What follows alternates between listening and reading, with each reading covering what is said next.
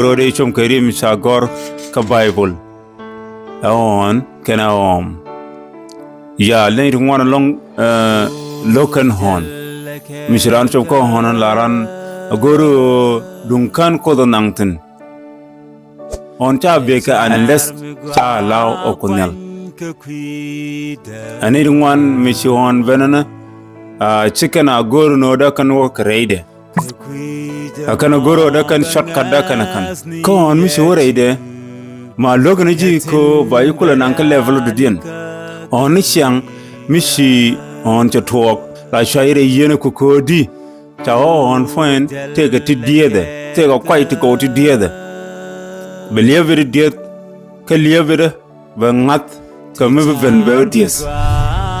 Ko misi ngaji to chore on no mo. A on mo wije long ko kunel cheja kama on biji tiam. La kamrano on ka panga zede so kunyal che mi chibulung cheja kam jaran ngaje loido you need one chicken agor no biko wore ona kenento biko wako jog hona ki on chicken cha goru je ko on cha oyen ba ya on chet kamala dabo wan kre mai ko mu cha dab cha on yore mai ba goide kana bom de ba kulo angach Kokunel nogoje longano ba wore hona ka jikel ba chong ka jikel re hona michi jaktona ba breakthrough ba kula kamra artin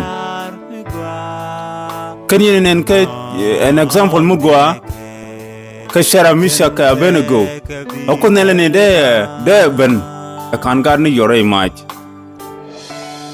duno cha lief cha gadi cha ga guch cha wo ke hona mo gadi ka wotini Duno me chiko wote ne chiko chongre mai shogari choga logre mai ko kunyal guru bore ona ke jikel ba bomde be kulo nyut ko kora ba kula kamlia ka be kula kam ngat ka mibven ko bi ngajino a changte ga hondo dien lela wutin bu kunyal ba ngaloktin bo bu kunyal ba ngajago longaje telem vingale tiam ko di ko jala ka Yesu Kristo mela bom kati diaal tawa dinu mentere dun ka mentere wa ka kujmo kunyal jirji ka nok ko misi hon ben ngade no Yesu Kristo jale ga jikel ko so wan ba jal ka yekel re fini ba jal ka yekel re ma jal ka yekel re lolu len mi chol